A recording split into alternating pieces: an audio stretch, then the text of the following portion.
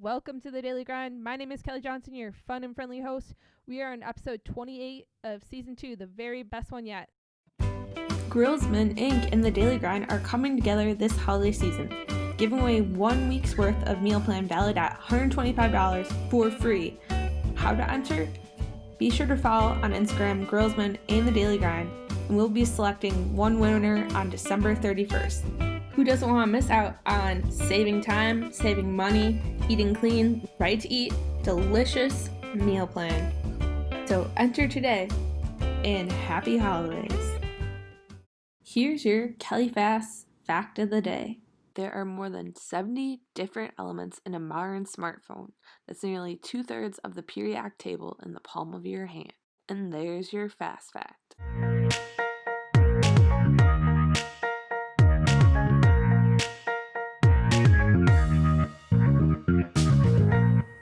I would like to keep the introduction short. We have a special guest on today. We'd like to welcome to the show BombsInContext. He is the co-host of Soup to Nuts. He lives and works in between Washington, D.C. and Richmond, Virginia. We'd like to welcome to the show BombsInContext. Hey, thanks for having me. Thanks for being on the show. We're excited to have you on the Daily Grind and excited to learn more about your story, inspire our listeners out there in the world. So I guess first and foremost, BombsInContext, can you tell our listeners who you are, where you're from, and what you do? Yeah, so my name's Mycroft, but I go by the moniker and kind of branded myself with BombsInContext. I was a military brat, so as a kid, I was from all over. But right now I am in between Washington, D.C. and Richmond, Virginia. And right now my 9 to 5 grind is doing mobile security for a large commercial company. Okay, wonderful. Yeah, you're our first guest from that side of the East Coast, which is great. Bring the warm weather back over here to the Midwest. It's a little chilly this time of year. Let's just kind of get right into the context of our episode today and just learning more about your story. You're coming from radio and podcasting, so tell us more. How did you become interested in those mediums? I started building a blog and a podcast. The podcast, it's still there, and I'm going to add to it, but it's called GamerText. And it was me, Bombadil, but somebody had said, well, Bombs, you're putting stuff into context for me and explaining why these games are important, even though I'm only saying, topical violence or whatever. So something like Castle Crashers was a fun kind of cartoony type game, but there was some sort of cartoony type gore, and some parents who weren't into violence were like, look, I can't have my kid playing this. And I'm like, well, number one, it's just fun. It's funny. And that's the way that it was supposed to be. But at the same time, there are some educational points that you can point out to your kids about A, B, C, and D. So I started podcasting GamerText to contextualize like true literary and historical fact that was built into video games that parents could use to leverage like an educational time while they're, before their kids play video games, or I'm letting you play this, but know this, to kind of have those conversations. Do I think every parent did it? No. But I thought that, it was kind of like a cool angle to start a podcast. Mm-hmm. And then later on, I found my way to Soup to Nuts with Mox and Phantom. We were all kind of doing online radio in different places at different times. And then we found our ways together. And then we built this platform under the banner Soup to Nuts. And they kind of, and I know you got, we're going to talk about Mox and Phantom, so we'll talk about that a little bit later. But basically, I wanted to find my little role, because Mox and Phantom had their own roles. I wanted to find something that I could offer that was substantial to the three of us. So what I started doing was I came up with a show every Tuesday night that concentrated on a different independent artist from anywhere in the United States, sometimes international. And because I had the background doing GamerText, I said, well, you know what we could do? We need to start recording these and then podcasting them out. So because our shows run about 2 hours. We started about 2 years ago, and we started Soup to Nuts Streamlined. So if you listen to the podcast, it is the independent, well, not all of them, but um, eventually we got into the podcasting portion of the show and I started recording and, whatever. And it is a streamlined version of our Tuesday night shows where we interview artists. The auspice of that being, if if you don't show up, you're not going to get the full meat and potatoes of what the artist is talking about, or kind of the jokes or whatever, because that's what the important part is supporting artists live. But we still do want you to support them and listen to their streams. Maybe you'll find somebody new. So in case you had a scheduling conflict or something, we streamline it down so that you can hear about the artists on the Soup to Nut Streamlined podcast. And that's kind of where I kind of carved my little niche for Soup to Nuts. Mhm. Yeah, really well said. I think you have a really cool story coming from a background on video gaming, and then kind of fast forward today. Here we are into podcasting, the latest and greatest. It definitely over the years has just exploded, to be honest. And then it's really cool that you and your team have found that niche with music, and we'll talk more obviously in this interview. Just talking to different bands and artists out there, and having people come across them. So I myself have came across a few bands from your show. It was great. So yeah. Oh, awesome. So definitely we'll get into that more later in this episode. But did you guys have like an aha moment then in starting Soup to Nuts, or? Well, yeah, and it was Phantom's actually in his 50s. So, we were all just kind of, you listen to these radio shows and they have a very young angle to them, or sit on your couch and chat with us, BS, have a beer type vibe. And we're like, well, what kind of gives you that vibe? And Mock said back in the day when his dad would take him around, he would say like, well, that store sells everything, from soup to nuts. And Mox was like, well, what does that mean? And it's like, well, it's everything. It's anything from A to Z, like, I mean, hell, Amazon built their entire foundation on that, right? Everything from A to Z. That's kind of what we wanted, was soup to nuts. You could show up one night and it would be indie artists. You could show up another night and it would just be, oh God knows, some silly joke that we created and just we're joking about, or one of us was at a party and casting live, or just something. You never knew what you were going to get. We didn't we had sort of semi theme nights. Each of us would take a night, so that we wouldn't get in trouble with our significant others of like, you're doing this every single night. So we shifted out. Mox would do Monday, Wednesday, Friday. I would do Tuesday nights, and then Phantom would do Thursdays. And we were streaming for most of our first year every single night, starting at 9 to almost 2 in the morning. And then it just got to be too much. So we started to pull back a little bit, and what kind of got left over that we could all do and push forward was the Soup to Nuts artist show. So we've kept the Tuesdays. We've stepped away from the rest of the week, and then just kind of put all of our focus into supporting artists. Yeah, really well said, Bombs in Context. I really like how you broke that schedule, that very demanding schedule down. It's all about that consistency, and you guys are a true example of a daily grinder out there in regards to, releasing episodes each and every week. You have a different schedule on the Tuesday lives, which is great, balancing that busy schedule and whatnot. But having that for our daily grind listeners out there that want to tune in the show, and your current audience as well, being able to, expect to hear from new artists and new bands, different genres. Again, the Soup to Nuts, I really like that it's a very catchy name, and it fits right with what your overall message is and mission in providing, not just a specific genre, but you're open to a lot of different groups out there. So you're really expanding across the music industry in that sense. Speaking of your team, so you mentioned a little bit earlier in the episode, but yourself along with Maxim and Phantom, did you guys just kind of meet online, or run into each other at an event, or how'd you build your team?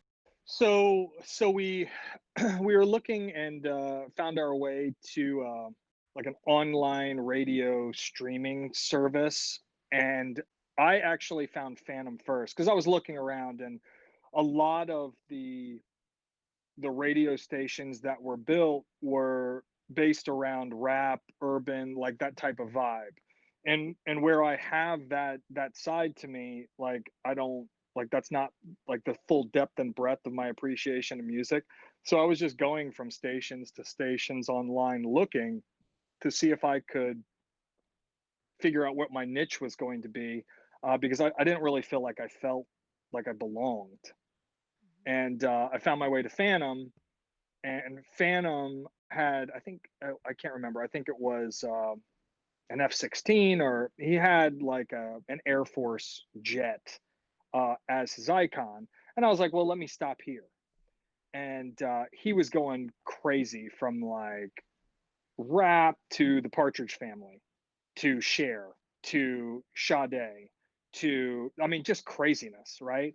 And I was like, well, this is a place that I can sit and vibe. So he and I started talking, and I'm a military brat. He was a military brat. He was a vet from the Air Force. I was actually the first gen that stepped away from the military, but so we all had that in common, growing up, understanding the Department of Defense, and kind of growing up in that. So he and I vibed really well. And then kind of together we were just both kind of wandering around, and sometime I'd pass him and we talk again or whatever.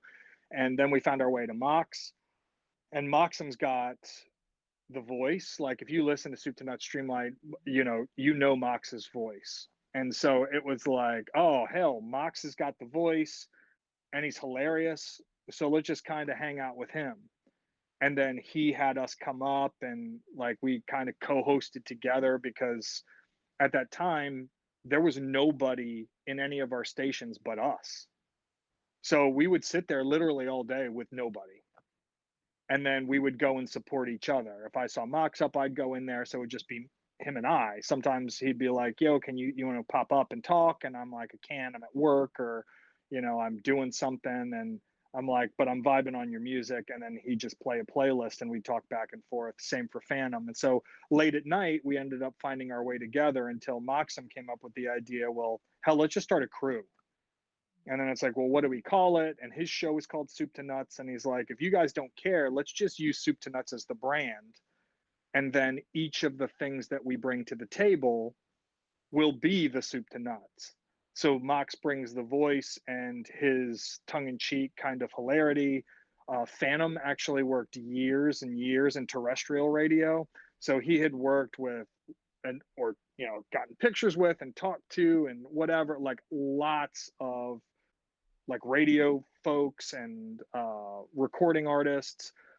And then there was me, I'm more of like the research geek, gamer, introvert dude.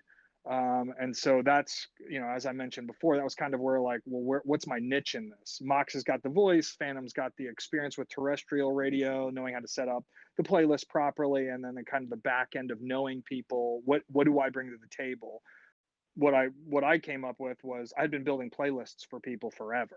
Like, oh, they always knew that I was the guy to come to if you wanted playlist built for like a basketball team or for a Halloween party. I was your guy. So I'm like, okay, well, I've got that going. So how about I just core down and do research, and then just find artists? And I didn't even ask them. I said, let me just try something on my show on Tuesday night. And I reached out to an artist and got him pulled up. And then they were like, oh my God, you can actually do this? And I said, yeah, would you guys care if this was like my thing on Tuesday nights? And we all just kind of interviewed them together. And they're like, no, let's do this. And then, like I said, that's kind of what grew into what is right now, 2 years later. A wonderful story. Again, each of you guys bring great skill set to the table, to Soup to Nuts, and to make it the best it is today. Super interesting. I like tuning in to your episodes. You talk to different people on the show, or just guest artists and bands. So yeah, can you tell us more about, for our daily grinders that haven't tuned into your show already? You mentioned briefly in the intro, but can you just talk about like what the show consists of? Yeah, so for the Soup to Nuts, like what remains right now, what we focused on for the podcast, it is I core down and do just extensive research. And it could be I don't know. For example, like, I just feel like Jim Morrison today, right? So I could be playing Jim Morrison, and then that'll be like people influenced by Jim Morrison, people who listen to people who are influenced by, like, I just core all the way down based on my mood. And I could spend hours just researching and coring all the way down to an indie artist who maybe enjoyed Jim Morrison or sounds like Jim Morrison or something. But if it catches my ear, I'm like, okay, I want them on the show. And so I had just basically it was week to week to start off, but then I'm like, well, I can't keep doing week to week. I need to like extend out. So now we're like 2, 3 months in advance, like booking up artists. And whereas at the beginning it was, like alt, kind of like a rock vibe. Our very first artist, which we hadn't even thought about the podcast, but and it's sad because they're no longer together, but our very first episode was with Offended by Everything, who was a punk pop band from Texas. They were incredible. The lead artist like did an entire interview because he had just had a baby. He didn't want to be loud. He had done the entire interview with us outside of Dairy Queen. And so he was sitting in a car with his best friend doing an interview at Dairy Queen, and we didn't know how to like curate time because we had been doing from 9 to 2 in the morning. So we were like, time's not an issue. We didn't really think about the artists, but they had put out like a 5 song EP. And so we were literally going soup to nuts from the very beginning track to the very end track, and it was almost that exact same length of time. It was like 9 to 2 in the morning. So, and the poor artist was like, look guys, I am so excited that you're excited about my stuff, but I got to get home. And that's where we're like, well, maybe this is too much. And then we found that we were getting more into the punk pop vibe and isolating maybe other genres. So from there it was like, okay, well, I've already had 3 punk pop, let me see if I can find something else. And then, okay, well, then it turned into weekly. So it's like, well, you're not going to get the same genre of music for every week. So now we've got, punk pop, we've got folk, we've got some of the urban. And I say urban because a lot of, and I always say family, a lot of our musical family is genre bending. So punk pop is kind of like a cool thing, but it's a little alt, it's a little rock. And then I say urban, but urban could be R&B, soul rap. It's they get put into different buckets, and those buckets shift based on how the streaming services view them. So you could find the exact same artist in 3 different buckets. One day it's an R&B, one day it's a soul, one day it's a rap, one day it's a Celtic flute. It's just craziness. So we've had no music. We've had Fourscore, who was nothing but classical strings doing covers, and then we've had pure rap with like Dizzy from Divcell or somebody else. And I want to give the audience like a different vibe with a different artist so that everybody feels that they can come to the show. And it may not be your brand of music, but the stories from the artists and then the music that I find is so enthralling that you're like, look, I'm going to give these folks a chance.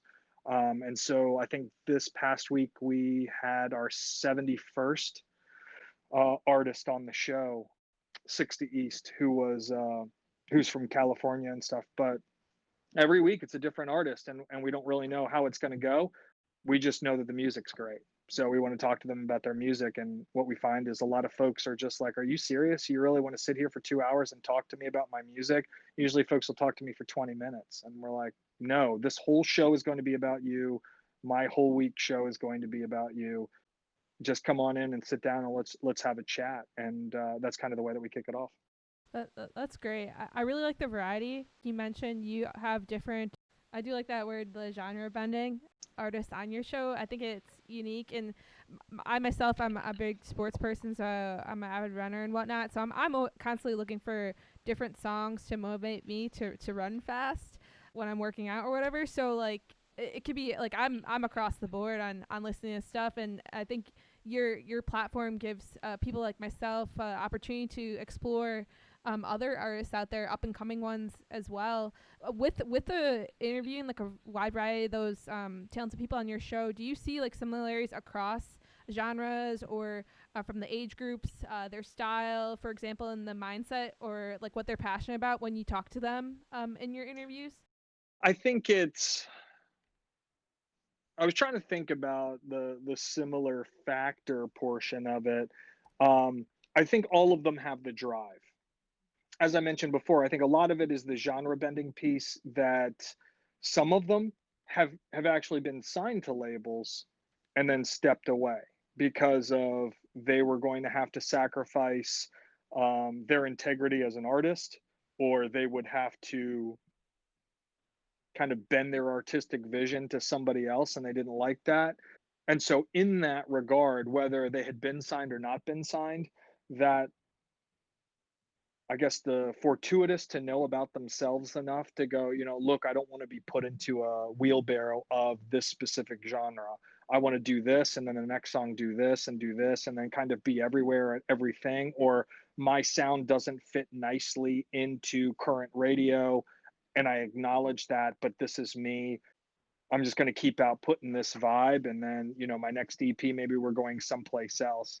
I think the drive is really what has connected everybody, and it could be somebody who has no idea what they're doing, but the desire to do that, as opposed to somebody who maybe professionally knows exactly what they're doing, but knows like, okay, I'm not going to be put into that wheelbarrow, and I'm going to kind of create this persona and this artistic vision of myself away from my 9 to 5 so that I can be this musical person. Whatever that flavor is, I found that, that willingness to be themselves is kind of the strongest thing. And sometimes that's vulnerable, like being vulnerable.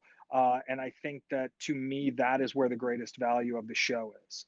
And I always tell, the folks that come on the show that it the music stands for itself, kind of as you mentioned. If you listen to a track from any of the artists that we've had on the show, I can give you one track or the track that I found each of these artists on, and you would go, oh my God, I'm blown away. But the fact that you can hear them kind of talk about themselves in regard to, could be drug addiction, it could be suicide attempts, it could be family issues, it could, like, all of the things that build the artist to where they are, to want to have the drive to create this art that we can appreciate. that that's something that, that being personal with us and being vulnerable on air and willingness to talk about that as it relates to the track, I think enhances the appreciation of the music that we bring.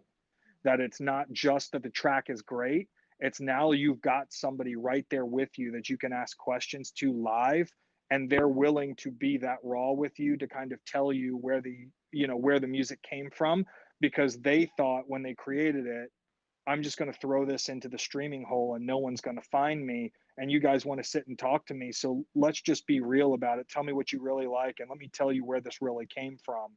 And I think that that's kind of what the magic of Soup to Nuts has been. I mean, we do the tongue in cheek and we joke around a lot, and I think that they know that we're serious about them. But the whole show and what really makes the show is beyond our personalities on air. I think it's the honesty, and then just kind of the integrity, and our artists just being good people. At the end of the day, that when you hear it, there's that you can kind of hear them in the show. It's not just formulaic, and that has come across, and that is really where I think the success for Soup to Nuts has come, is them being them, and us giving them the clearance to be them. Yeah, really well said. I think you hit the nail on the head in regards to them just going, the music stands for itself, but then going outside of that, they're able to go on your show and be original and speak from the heart, or speak how they come up with these lyrics, and you go deeper into their stories, and they reveal why they wrote certain things, or why they're going outside the norm, which is really cool. And it's like, for again, like people out there that go on their phone, listen to music, but then you click on a song, but you just see the song name, title, album, and whatnot, but you don't really understand, like, oh, what's the backstory behind each and every one. So I think your show really does a great job of And you go more than, like you mentioned before, you go more than 20 minutes, which is awesome. So you go more extended, so we get more money's worth, if that makes sense. No, I appreciate it. Yeah, and I mean, I appreciate you listening. You're absolutely right, and I think that that's what blows them away. Is they're like, "Well, how long's your show?" And I'm like, "Well, it's we're going to start at 9:05, and we're going to end at 10:30. Unless you want to run longer, we'll run longer." And they're like, I don't. What are we going to talk about for that long?" I'm like, "You, like, well, this is all going to be you." And they're just some of them are like, "Are you serious? This is all going to be about me?" And I'm like, "Yeah." Because then the next question is they're going to be like, "Well, what do you want to talk about?" And I'm like, "I don't know. It's going to grow organically." I don't have like a one to end list. It's just kind of we start with kind of tell us a little bit about yourself, and then they go. And I'd play a track, and then we just go from there. It's like, okay, well, that's interesting that you said that. So let me ask you about this, and we've done our research. And so the mix of us doing our research and the fact that we're just kind of joking around with them, I really like that family. And I'm really going to harp on that is I like the family vibe that we've got. It's literally just like folks sitting around like we've known each other forever, talking about their music, which is always what I wanted. Like I've always loved music, and I grew up like my parents made me listen to specific types of music, and I grew up with listening to their music, which is still kind of embedded in me. And I've always been into that kind of the indie vibe, whether I knew it or not. And so then when I get to do this, it's there's like a genuine love of the music that they feel, but then they're cool enough to just kind of share everything with us. And I like that push and pull that we got. And sometimes it's difficult because they want to share with us, but some of the stuff that they've got to share is really, really difficult. And the fact that they're willing to share some of those things with us, I think is, kind of a tribute to them that they feel that they're in a safe space. And I kind of like what Mox and Phantom and I have built with that you can share, and we don't have to put it on the podcast. This can just be what it is for right now for everybody, and know that this is what this track is about. And sometimes it doesn't end up on the cutting room, in the cut of the show, it ends up on the cutting room floor. And a lot of that is just because, you were there when, and I don't want to have them to have to replay it if they don't want to. Really well said. Just, yeah, you're creating that music family, which is great. You're sharing their stories with other people out in the world, and having them, kind of break into the industry. So yeah, speaking on that sense, like when you talk to these artists, do you have and doing your research, obviously, what are some best ways for artists, like besides getting on your show, to break into the industry and things like that and really grow? Well, what we found for some of them that are really hungry, I mean, they're certain. I guess it's now with the democratization of music, any artist can kind of build whatever they want. And what I will say from, folks that we've heard that are like, okay, I'm just starting off, to folks that are like, I've been doing this for 30 years. You've got to kind of know that not everything is going to stick to the wall when you start. You can download Ableton, or you can download loop software, or you can download just about anything. That what used to be impossible because you had to go to a high-end studio is now possible because you can buy a laptop and a microphone, and you can make those things work. Now, just because you can do that, some artists probably shouldn't, or they think that they're going to go in one direction and then their use of the software takes them somewhere else. I think that the hunger, if you're really hungry for it and you're not looking for a quick one and done, I think that leads to success. The other thing is knowing yourself and knowing what you want your brand to be. The artists that I feel like, whether they feel like they're a success, the ones that I think are the most successful, know what they want to do and uncompromisingly go towards that, whatever route they're going to take. You're not playing music or creating music just to get onto a top 10 to try to get into like the most streamed folder in a streaming service. You're doing it because you want to do it to the service of the music that you want to create, not where you think the music is going. The honesty that's in that creates genres that maybe nobody's heard of, genre bends that nobody may be expecting. and at the same time allows that authentic voice to come out. So I think that the honesty with yourself as a musical artist is where the real root of success is going to be. Sometimes you need a producer to do that. We've had artists say, we've paid in, or I had a friend that was a producer and I get in the studio and it's really difficult because I want to do this and they say do that, but I kind of agree. And at the end, the EP comes out and it sounds amazing. So I'm not saying like go hard and fast on I'm going to do me and nobody else can tell me, but don't compromise who you are for somebody else. I mean, and we've had artists on the show that have told us like some of those big shows, American Idol, The Voice, like whatever, we've heard stories from behind the scenes for folks that we've had on the show that never made it onto the show, because some of them are like, well, what are you? Well, I do folk or I do Americana. And they're like, no, what you do is sexy pumps and a dress, and you're going to, skin tight yourself on and then get on TV, and that's who you'll be. And they're like, yeah, that's not me, and I'm not doing that. And they're like, well, you got a choice. You either do that or you don't be on the show. And they're like, you know what? Then I'm walking away.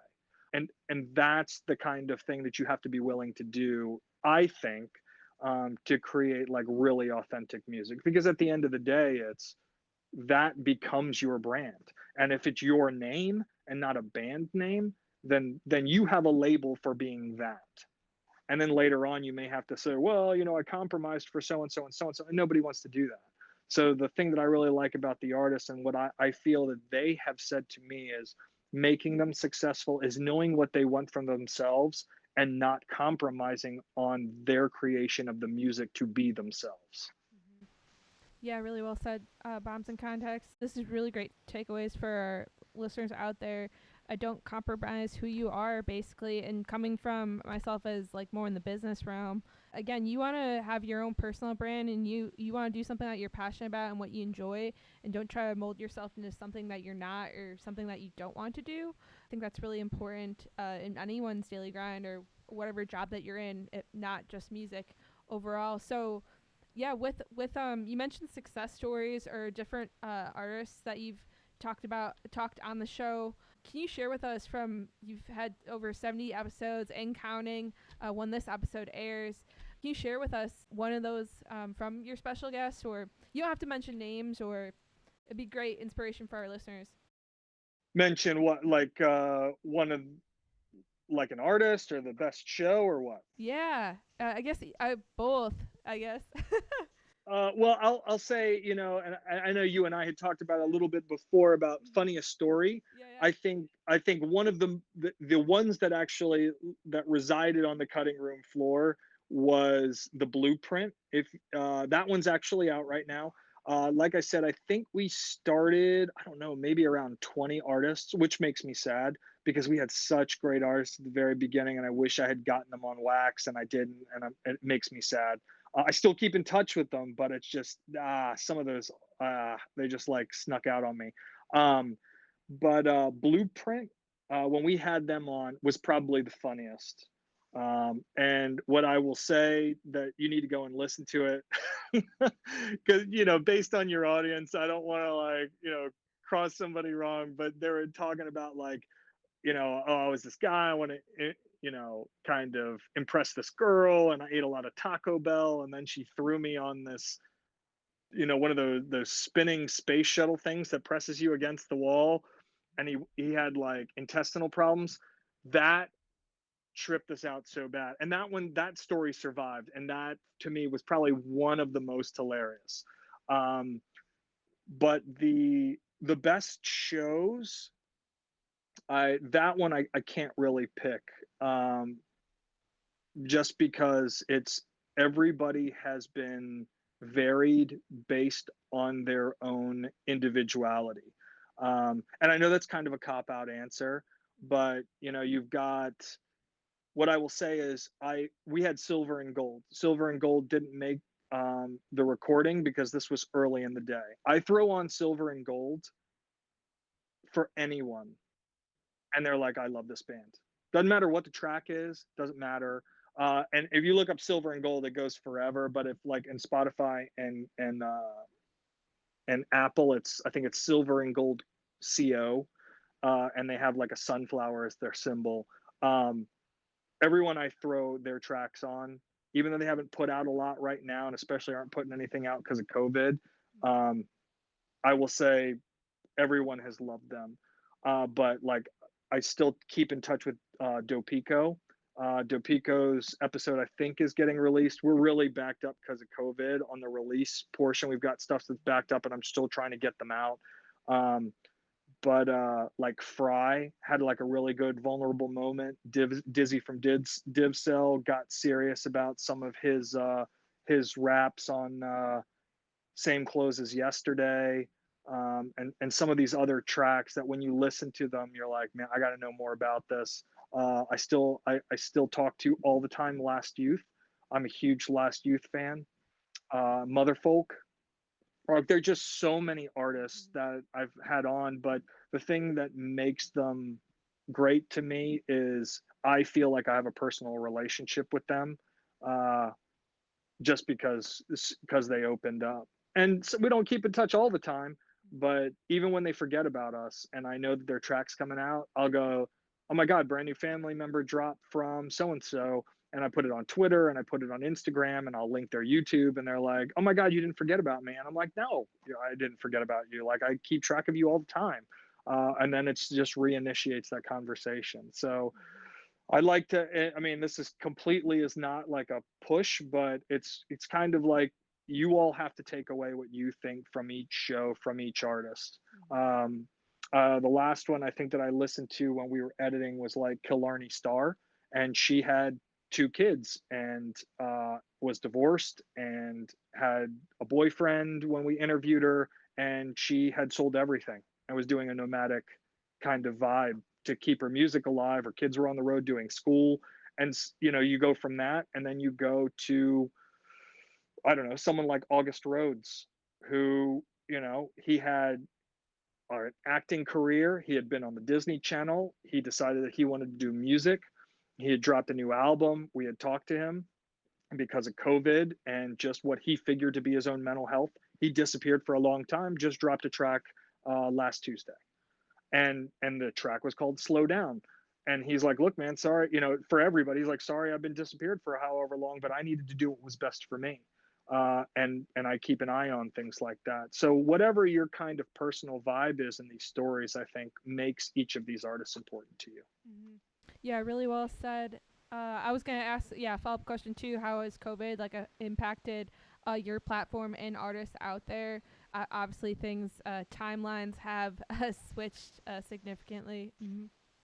Yeah, I mean, well, for the poor artists, it just kind of depends on who we talk to, and what I've really found that was interesting was how young they are, right?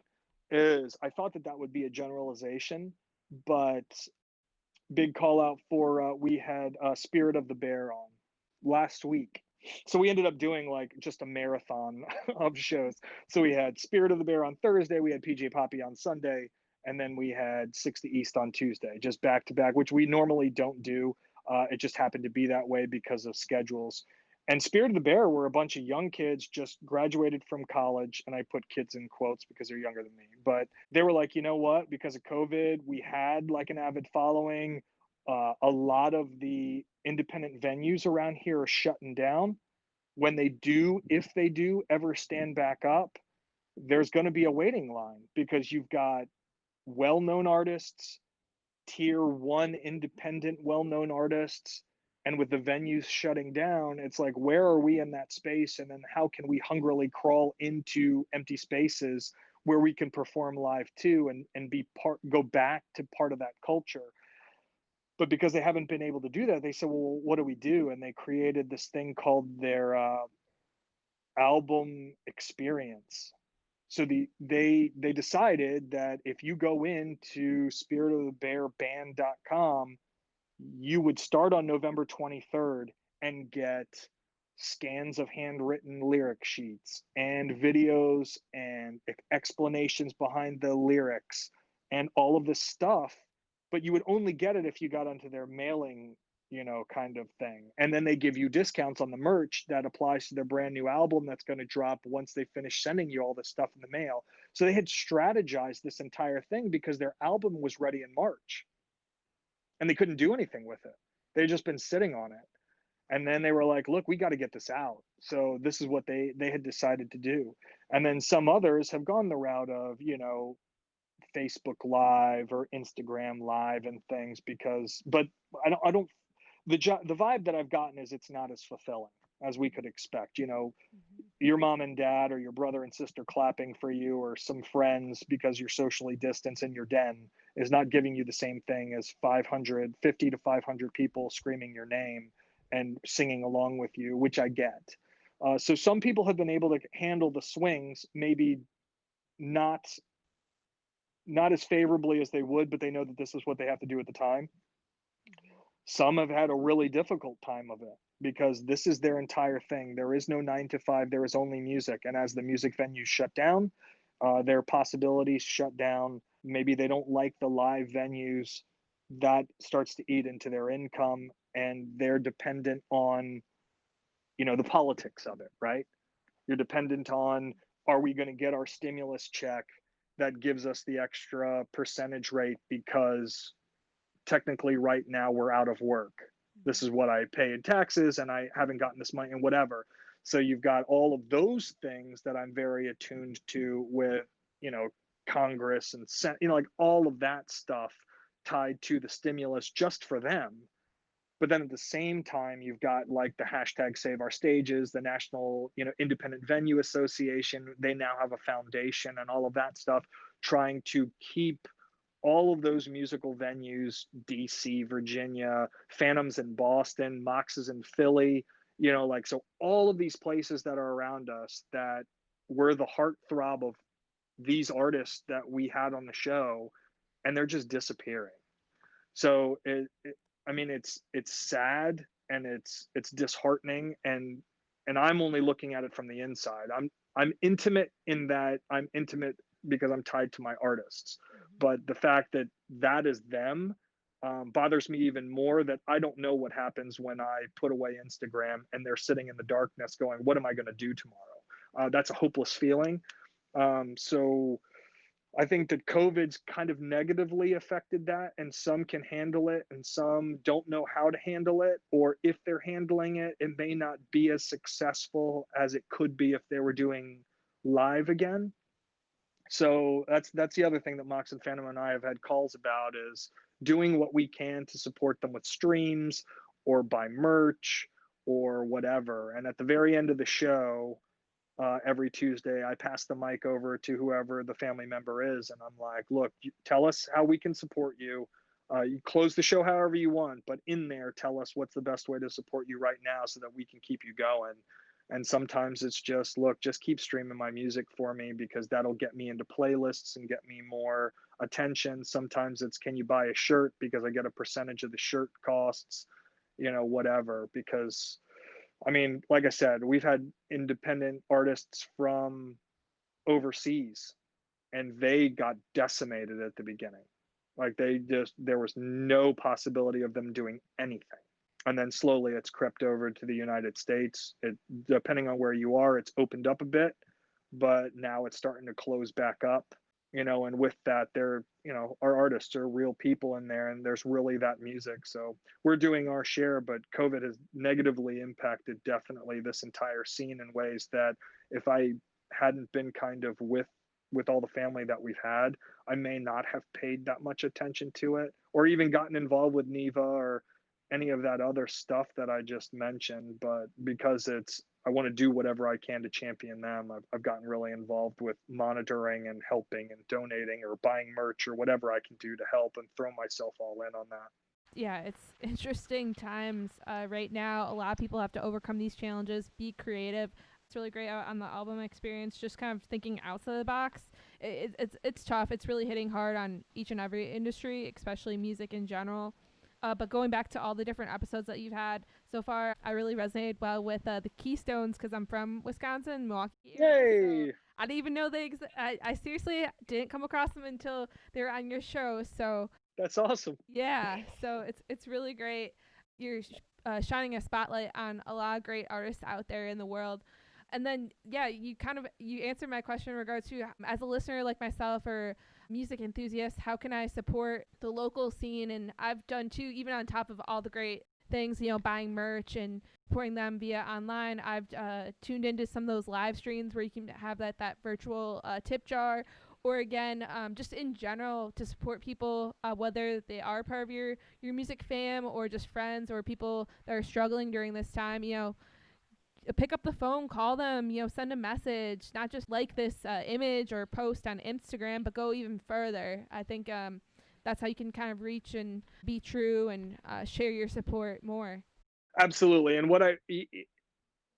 I don't know that it's horrible, but I think that, it's before this, it was, oh, I went to this bar or I went to a concert and I saw this person. And for me, I mean, even me, and I talk to artists every Tuesday, it was always, oh, wow, that's them. But I can't talk to them. I really love their music. I'm going to go buy their CD and then I'm going to leave and I'm going to go, man, I took that away from me. And man, this is my moment with them. And that's what made it personal. But if anything good came out of COVID, it's that is kind of gone, like with Instagram, as you mentioned, and Facebook, and these social streaming services. There is an intimacy now that I think is very important to music. And going back to that democratization, I think personally that is where the real like definition of artists and how far are you willing to go, and how real are you versus how real you think you're being because you're trying to reach that top 10 and sound like somebody else vibe is. That when you go into, like you mentioned, those live streams, or even if you DM somebody, or I've done it, the artist that I really like, and there'll be something that's kind of skewed on a tweet, like, I don't know. There were a couple tweets recently that were kind of dark, and I reached out to the artist and I was like, "Look, are you okay?" I'm like, look, I'm overprotective or something, but I just kind of read this weird, and you never can tell in this day and age. And I just wanted to check in on you. And they write back. And they're like, no, I really appreciate that. No, everything's good. It was just, kind of a bad day or something. And I'm like, look, it's just know that your music's important to me. And I'm not expecting a reply back, but there's an intimacy now that it's not a person on stage and then you standing in the audience. It is all of us now are really, truly, intimately people. And them knowing that you care about their music could just be enough to get them through the day. And then at other times, maybe it's okay. Now I need a little more from you. I need some streams. I need you to listen to my music so that I can get counts that Spotify or Apple will notice that people are listening to my music. And then that gets me in a playlist, and then that gets me more. Sometimes it's, can you get a shirt? I mean, I've seen artists selling clothes so that they can buy groceries. I mean, it varies based on the situation of the artist. Some are willing to work 9 to 5s, but some are not. And they're like, look, this is what I'm going to, kind of go onto the field and die on, because this is really what I want to do with my life. And so I think just that intimacy in there, like you said, it may not be anybody that's in my family. You may just really like an artist, like embrace that, like follow them, and don't just jump over their tweets or look through their, like, know that they're like your friends now, and look through them. And like, if you think that something's wrong, just DM and check in on them. They may not answer, but I've had really good response where they go like, no, dude, I really appreciate that. What? This is crazy. Why? What? So there's just, we're all people now. And I like that. Although it's a terrible time, I think there's some things that have been adjusted where you can just reach out and be honest with people and know that you care about them, even if it's just you care about their music, and then say, like, look, I really appreciate you. And it's attainable now. It's not an us and them.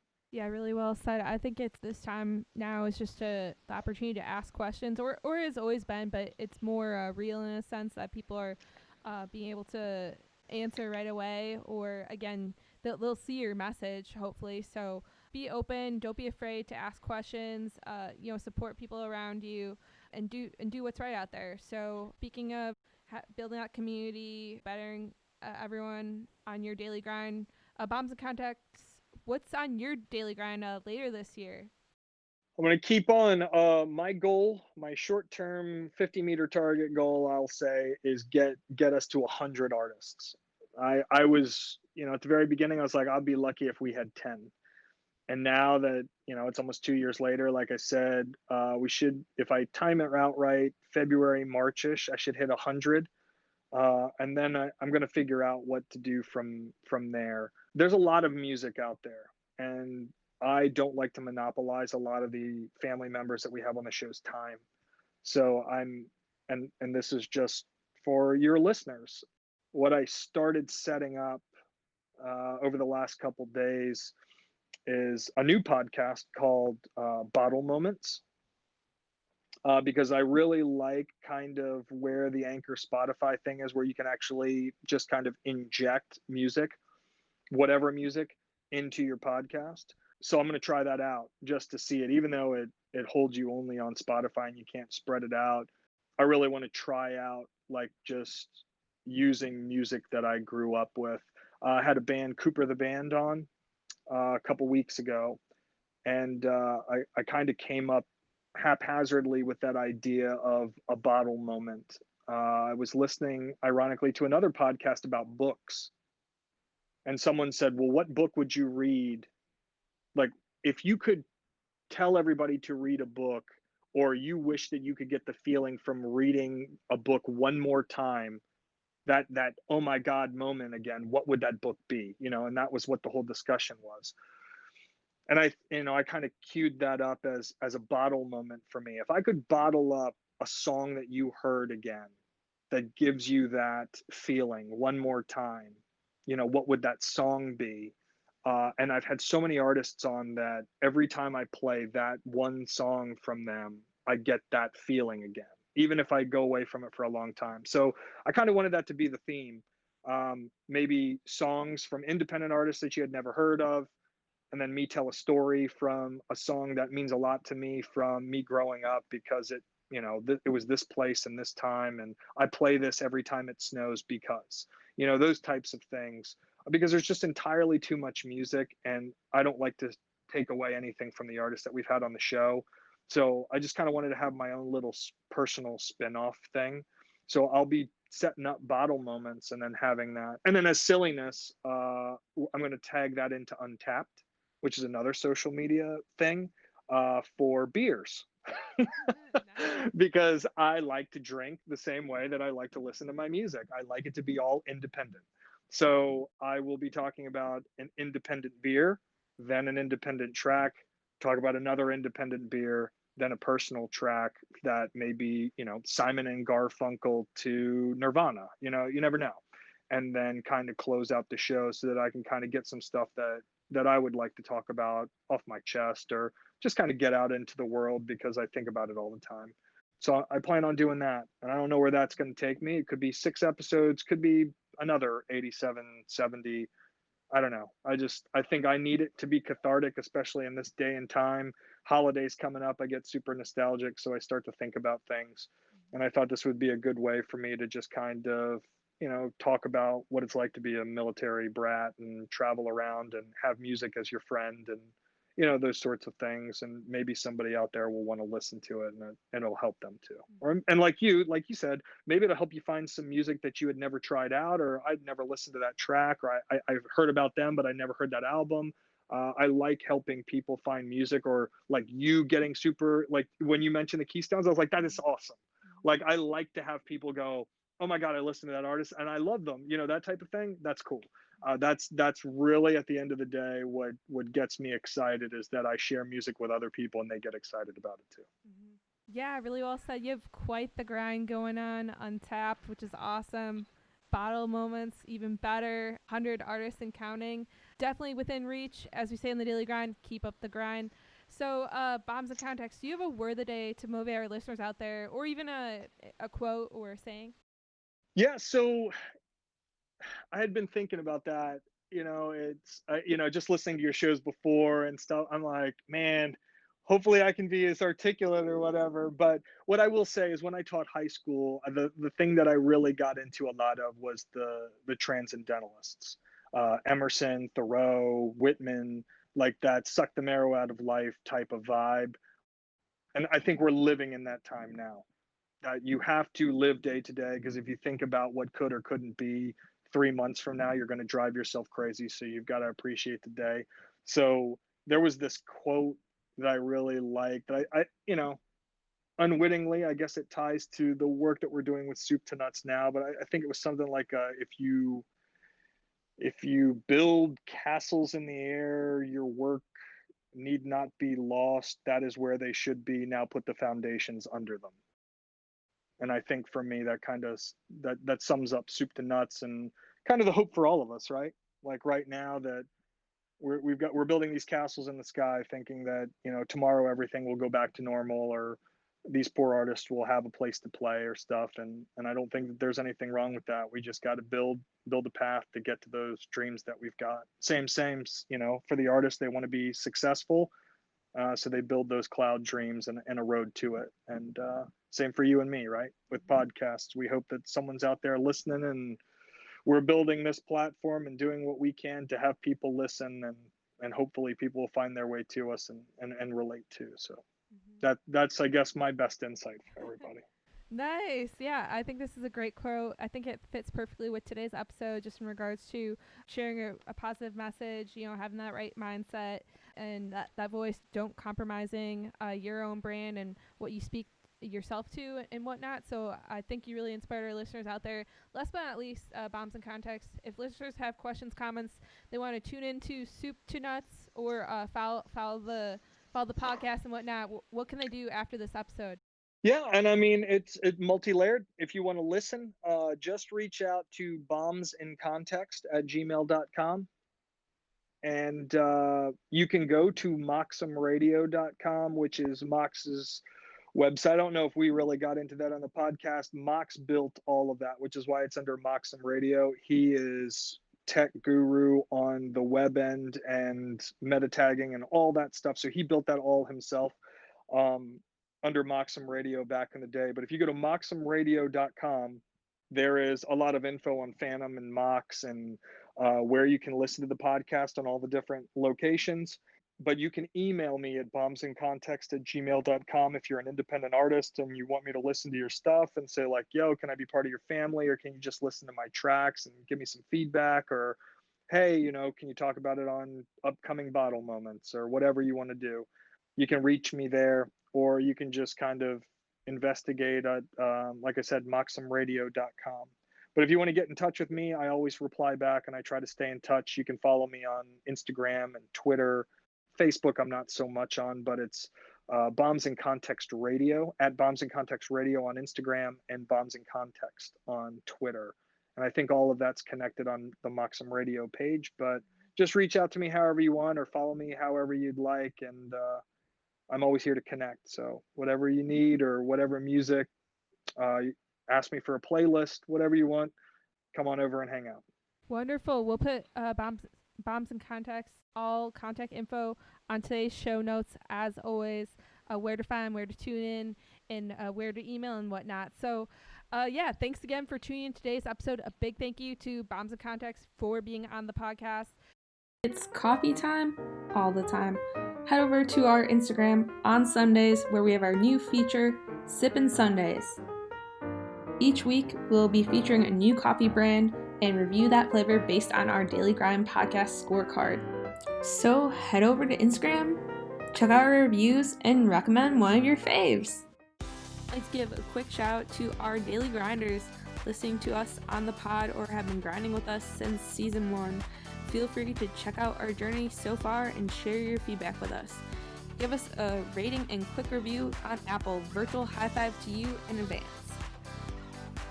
Ways to find the Daily Grind: follow us on Instagram and Twitter at Daily Grind Pod. Check out our website at www.kjfwi.org. Daily Grind Pod, official podcast of the Kelly Johnson Foundation. Until next time, my name is Kelly Johnson. Have a great day. Thanks, Kelly. Take care.